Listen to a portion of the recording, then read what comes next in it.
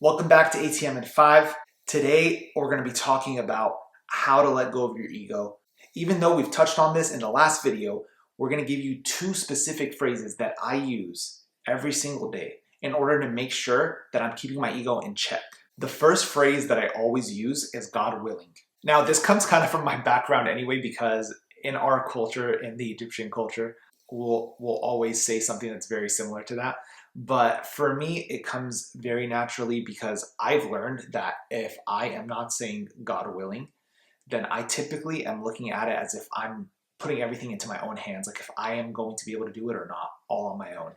So when I say God willing, I'm leaving room for God to allow whatever it is that's supposed to happen. Whether that's good in my eyes or bad in my eyes, I know at the end of the day, it is good because He's leading me toward the path that I'm supposed to be on. So that's why I always use that term. It empowers me internally to give everything to God and to let His will work, as opposed to relying on my own understanding, which is limited. The second phrase is a phrase that I'm sure you've used and you've heard everybody else use, which is thank God. But I'm not saying use it in the way that everybody uses it, where something happens, you say, oh, thank God. I want you to actually think about what that term is saying. Thank God. Regardless of what's happening, it's so important to always thank God because He's the one steering the ship. And regardless of what direction that ship takes us, giving thanks to Him means that we are setting aside whatever we thought is best and we're saying that His way is the best way. So whether something goes well, whether something goes poorly, I always make it an aim to say thank God.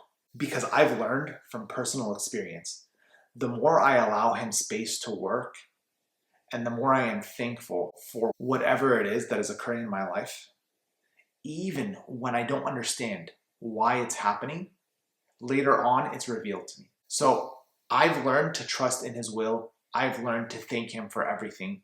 And the more I do that, the happier I am. And the more I realize I have nothing to worry about regardless of what is happening in my life. So let's meditate on those two things, practice them every day, and see how it affects our lives in a positive way. Thank you again for joining me for ATM in 5. If you guys have anything that you say or do on a day-to-day basis that allows you to give the glory to God, please comment it down below. Let me know so I can start practicing it as well. I appreciate y'all. Love ya. See ya on the next one. Peace.